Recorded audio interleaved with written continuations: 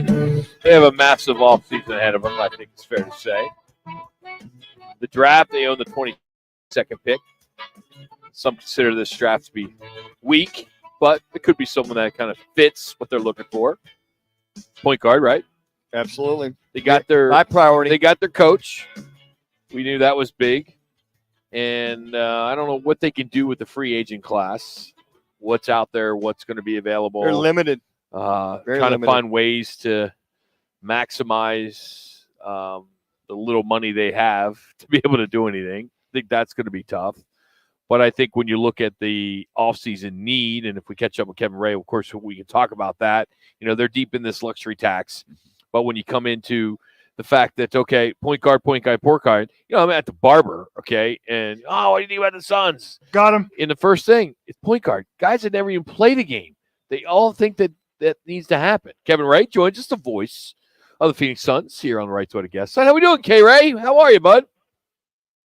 Happy Memorial Day weekend, boys and girls. Yeah, I mean, you're at the gym like 3 days a week, or 3 times a day. Yeah, I was gonna say, Rock. So I'm sure you're going. I'm sure you're going somewhere to take off that shirt on a boat or something, right, for the weekend, heading back east. Oh yes, sun's out, guns out, baby. So K-Ray, Mike Budenholzer now in charge. Somewhat limited what kind of moves they can or cannot make. So when you look at this team, as Rock alluded to, the point guard or backup point guard, I mean, does that become a real possibility during this offseason that somebody can, maybe even as a backup point guard, maybe take control at some point during a game, you think?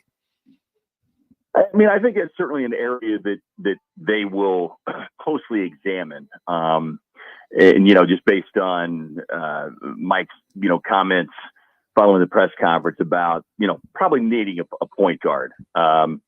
And as you mentioned, they're going to be somewhat limited as to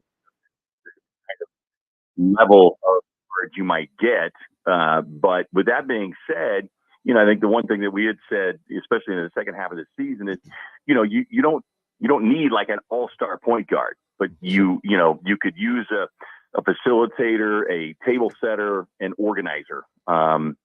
And so I think that's something that they will certainly take a look at as he continues to assemble his staff. And, they just spend more time together and looking at this roster and seeing what makes the most sense. It's interesting because which was leading to all that was that the fourth quarter worse than in NBA, ball handling, turnovers, all the above, which kind of led to all of that. And it just kind of struck me as, okay, you got three of the top, let's say, top 15, top 20 basketball players on the court at the same time. Somebody to maybe just get them in motion. And K-Ray, I think we all can think when Steve Nash had the ball or KJ had the ball, whatever, it just seemed a smoother flow where those guys were more productive when you had that point guard, so to speak. Yeah, and look, I think in many ways, it made sense to some degree in terms of the thought process when you have three high-level scorers like that. Not wanting to have the ball taken out of their hands. But at the same time, their strengths and their greatest attributes in some ways were being diminished because they were handling the ball as much as they were. And really it was Brad and Book. We saw KD handle it on limited basis, but really it was KD and Brad. And while they could do it, you are also minimizing and diminishing some of their greatest value and talent, which is playing off the ball. And sure. I think the feeling was eventually they would find that balance, but it just never came to fruition, unfortunately. What was most frustrating for you and Eddie during the broadcast this year? Was it the 2 steps forward, the 10 steps back, and finally, when they win 7 out of the last 10, the one of the toughest stretches ever in the NBA or that type of thing, and then to see this team lay that proverbial egg for those 4 games, was that it, or did you see a lot of this somewhat coming this way? Well, I don't want to say that I saw it coming, but I think anybody who watched this team for the majority of the season, we all, I think, shared the collective thought, which was, okay, there's extreme levels of talent on this team. we've seen the possibilities. But at the end of the day, the idea, and certainly I came in to the postseason hopeful that all of a sudden you would find that kind of long-term rhythm, because that's what would be required for, a deep postseason run. I think even the most optimistic outlook, if you're really being honest with yourself, you had to say, but the realities are, and the percentages don't add up to that. And I think that's what we saw, play out. And it just, I think in many ways, the worst possible scenario, as much as people said, oh, the Suns matched up great with Minnesota, you looked at the regular season. Well, first off, you've got to discount so much of the regular season. And I think in a lot of ways, because they played them the week before and drilled them as bad as they did on their home floor, I think there was also even maybe a false sense of security of what the Suns players thought they might be able to do. And Minnesota quickly, delivered, a couple of haymakers early, and obviously, the team was never able to recover. But, the longest win streak of the season was 7 games. And, that was one of the things to me that in some ways was telling. There was a couple of other 4-game win streaks, but, for the talent that was on this team, you felt like there should have been at least, 1, if not 2 double-digit win streaks. And you couple that with, I could point to, they won 49 games. I could point to 10 games directly that were lost as a direct result of turnovers, So you take those 10, you're 59 wins, you're the number 1 seed. It just, things just never clicked together at the same time through, for a variety of reasons, starting with the injuries. Kevin, speaking of together, you think behind the scenes at all there was any conversation of blowing up the big three, or is this just media talk, fans talk? No. Yeah. No. Look, there's only one move that you could make. One, as we know, Brad has a no trade clause. Yep. Like you would have to convince him for the second time in just over a year to pick up his family and move again. Sure. That's not happening. The other possibilities would obviously be Kevin Durant and Devin Booker. Does anybody really think that Devin Booker is going to get put on the trade block? Mm-hmm. No. Kevin Durant would be your only real tradable piece if that's something that you wanted to consider. But when you look at it, you'd also be saying and admitting, that trade was not successful. And I don't think that you can afford to do that after, let's be honest. It was really just one full season, because KD coming in after the trade goes down with the injury. He plays 8 regular season games and then the handful of the playoff games they had last year. So lots of conjecture. And look, as we know, that's what we call it silly season, because people start formulating trades and ideas and all that. And we haven't even gotten into the really silly season once the NBA finals wrap up and you get close to the draft. So I do believe that they will, stand pat with this big three, try to continue to build around them. You've got a new coaching staff, there'll be lots of new voices in the room, and that you hope that, these three can duplicate when they were healthy, what they did, this past year, moving forward with a new voice in their ear.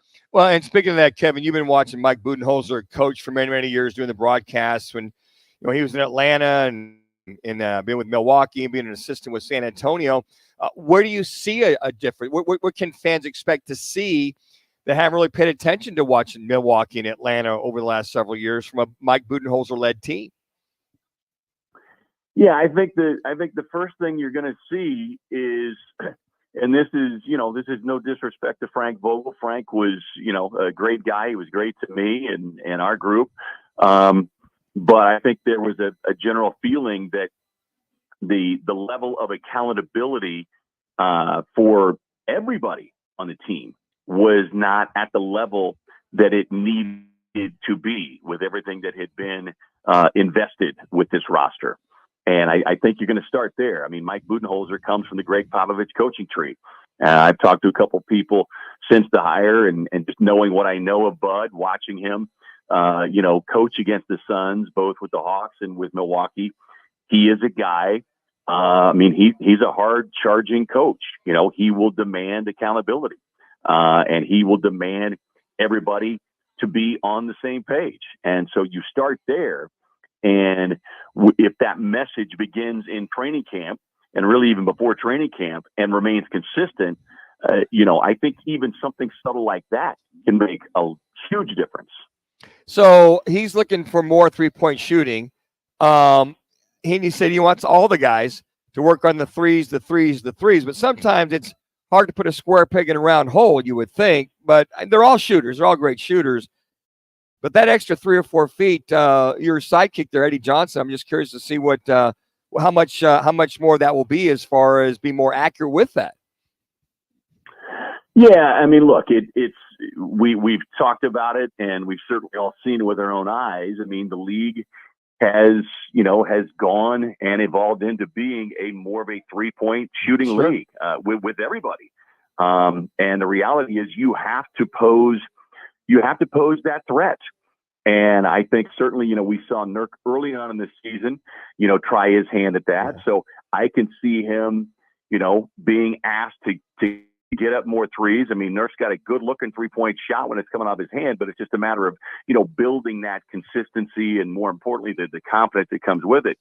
And then everybody else, because the way the league is set up offensively and the way the teams, defend you on the other end of the floor, it is critical that you become, you don't have to be an elite 3-point shooting team, but you better be in the top 5, top 10 if you want to be able to, contend and make a deep run, because that's just where we're at in the NBA right now. Kev, being the radio voice of the Dallas Cowboys as well, you have a lot of friendships there in Dallas. How crazy is that city going right now with basketball and NHL and people talking Cowboys, the Rangers coming off a World Series?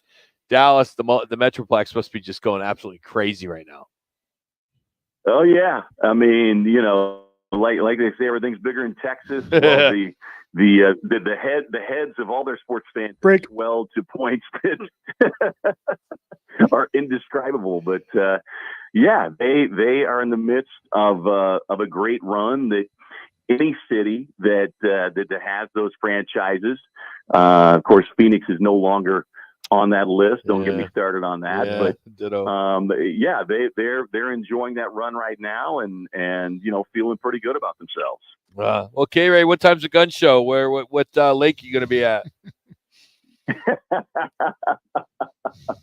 We'll send out a last minute notice. Okay, good. An e-bike. We don't want the crowds. We don't want the crowds to to swell to such levels that security won't be able to handle it. And Rock, that's after he does those first 3 commercials he's going to do tomorrow. Yeah, too. Frank Thomas will be there. Doug Flutie, they'll all be there. Yeah. Don't undersell K-Ray. Come on now. Good stuff. Kev, thanks for the time, buddy. Have a great weekend. Hey, Manuch, I don't know who that guy is on with you, but he sounds uncannily like Mike Morocco. Yeah. We got to go. Got to get paid the bills, Kev. Got to go. See you, buddy.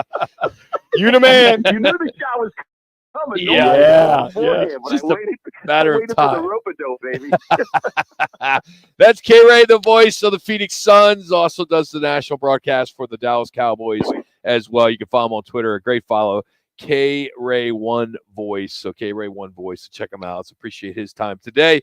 Tell you what's on tap for the weekend. Kind of give you your schedule when it comes to when the D-backs are playing, as well as all the playoffs in the NBA and the NHL. That's next. It's Rock and Jimmy B. Fox Sports 910.